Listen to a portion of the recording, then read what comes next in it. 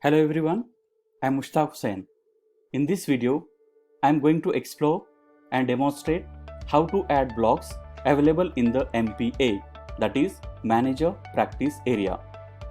As we know, role of a course manager is to add blocks. Now before I start adding those blocks, let me show you some real life examples. Now this is a course which we have taken up, that is Moodle MOOC 15. Now let me show you some of the blocks which have been added by our mentor Dr. Nelly. So on right hand side you can see table of contents. So this is one of the blocks. Then on your right you can see latest announcements, upcoming events, blog menu, recent blog entries, completion progress. So here you can see my completion progress on this course.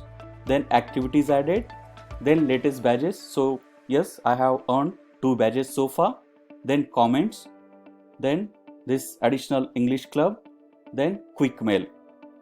Now on bottom, we have only administration. So basically there are number of areas where we can place our blocks. Now what are those areas? Now you can see this area. Now this is called header. Then this is left side. This is middle, or sometimes it is called center or navigation area. Then this is right hand side, right side, right. Then we have got this footer left, footer middle, and footer right. So these are the areas where we can place our blocks. Now why do we need to place them properly? Because it's all about information access. So your users or the learners should be comfortable using or going through the content which you have placed. For example, if you drag this latest announce somewhere at the bottom, then it would be a little difficult, right? So these are some of the examples. Now let me tell you something about blocks. Now what are blocks? Blocks are elements which add extra information or learning content to your course. Now let me add the blocks. So first of all, click on to my courses, then go to Moodle training. After that you can click on to Manager Practice Area, MM15 Manager Practice Area. Now once you enter into Manager Practice Area, do not forget to click on to Turn Editing On.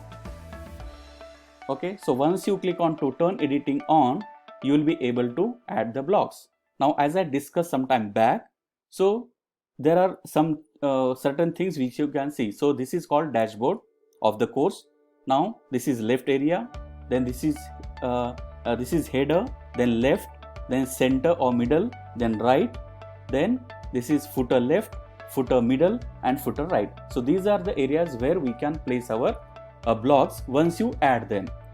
Now if you go through this list, so once you start adding the blocks, you can click on to add.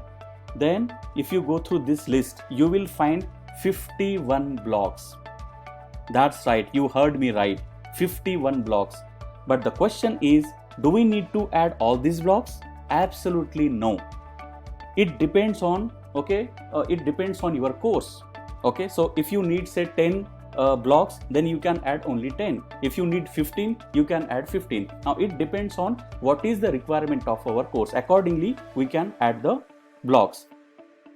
So you must have seen, I have shown you a couple of examples from MM15 course, Moodle course, where I could identify only 15 blocks which have been added by Dr. Nelly out of 51, right? So this is how we need to be very careful, and we need to think carefully before adding them, because the mobile app doesn't display them.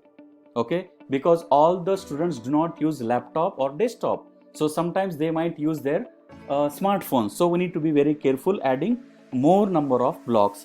And one more thing, only choose the blocks you feel will be useful to your students' learning. So this is how we can add the blocks. Now I am going to add the blocks based on my team members' responses. Actually, we conducted one poll where all the team members were supposed to respond, which blocks should we add to our course, which we are going to launch next month. So we have identified 14 different blocks actually. Okay, so the first one is activities. Now let me add all the blocks which we have finalized. After that I'll explain you, okay, so what is the importance of adding that block. So activities first, I added activities. Then second one is blog menu. Then third one is calendar.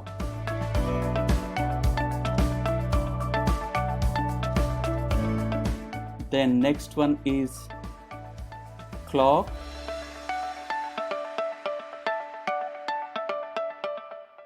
Then completion progress.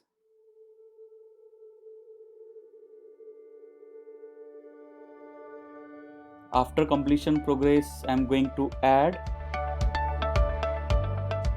course contents.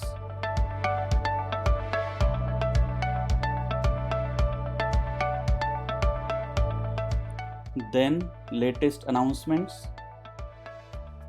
So every time you need to click on to add a block. Here I click on to latest announcements. Then I am going to add latest badges. Here I select latest badges. After that I am going to add level up. Here I select level up. Then I am going to add notifications. Here I select notifications. Then I am going to select online users.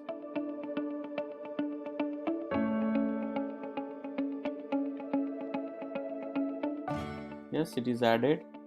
Then I am going to add people. People are nothing but participants on the course. After that I am going to add quick mail. Here I select quick mail. Yeah, here it is. Then finally I am going to add upcoming events. Here I select upcoming events. So I have added 14 different blocks in MPA, in manager practice area. So you can see all of them. Okay, activities, blog menu, then calendar, clock, completion progress, table of contents, latest announcements, latest badges, level up, notifications, online users, people, quick mail, upcoming events. Yeah, this is what I added. Now if you want to place them properly, if you want to place them on left hand side or maybe right hand side, on right hand side of the Moodle, or maybe at the bottom, that is footer left, footer middle, or footer right, so you can place them. So in order to drag them or place them, so what you need to do is you can just click on to this icon, okay, and just drag it. This is how you can drag and you can place. So for example, let me show you this one. So if I select this one and place over here, so this is how you can drag and drop. Yeah, here I select. So here you can see, so you can place them properly. So first of all you can add them, after that you can place them. Anyways, so first of all let me tell you, the reason behind adding all these blocks. Okay, so let me start with activities. Okay, so activities, in previous TPA, teacher practice area, so we have discussed about activities and resources. So we can add number of activities and resources.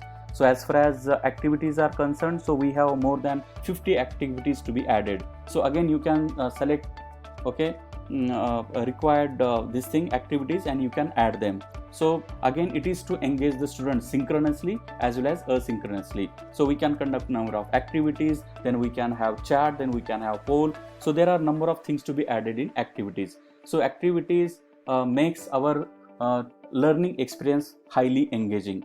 Then we have got blog menu. Now the reason for adding blog menu is, okay, so for example, if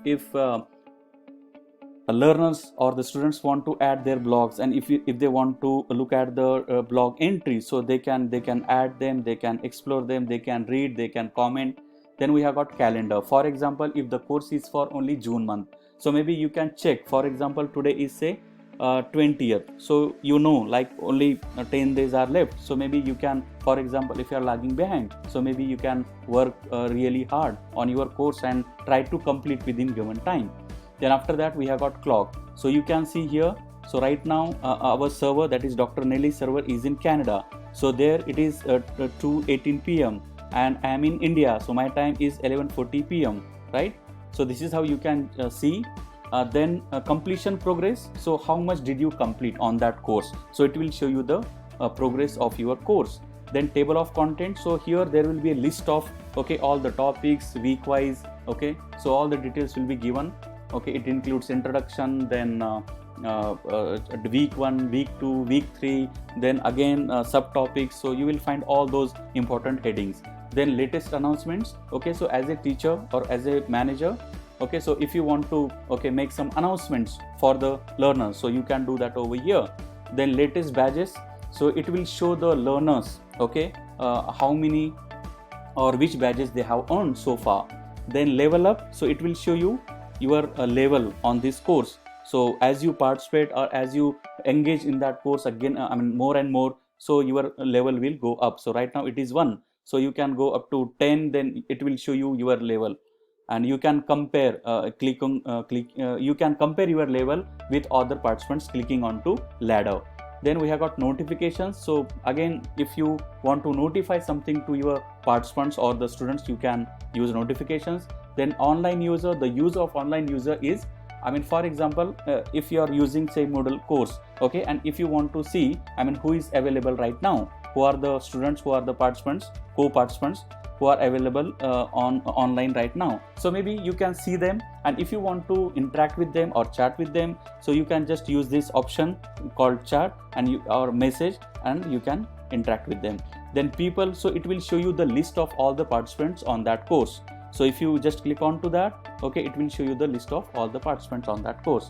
Then maybe if you want to know about them, like they add their brief profile too, so you can just go through it.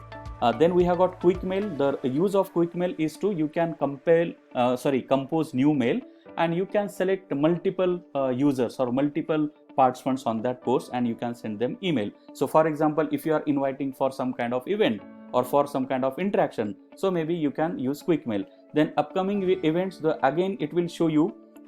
So for example, if you are a student or if you are a participant, so you can see what your trainer or the mentor has shared on in this section, upcoming events. So this is how you can add all the important blocks.